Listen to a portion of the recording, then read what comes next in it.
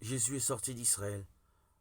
En sortant de là, Jésus entra dans la région de Tyr, Matthieu 15, 21.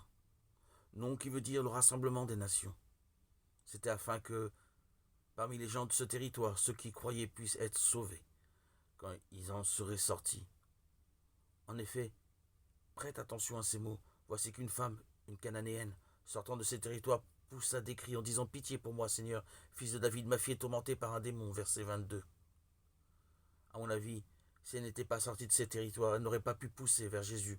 Ces cris jaillis d'une grande foi, comme il en a témoigné lui-même, verset 28. Sous la proportion de notre foi, Romains 12, 6, on sort du territoire des nations païennes. Il faut sûrement croire que chacun d'entre nous, quand il est pécheur, se trouve dans le territoire de Tyr ou de Sidon, ou du Pharaon et de l'Égypte, ou bien de n'importe quel pays étranger à l'héritage de Dieu. Mais quand le pécheur quitte le mal, revenant au bien, il sort de ces territoires où règne le péché, il se hâte vers les territoires qui sont la part de Dieu.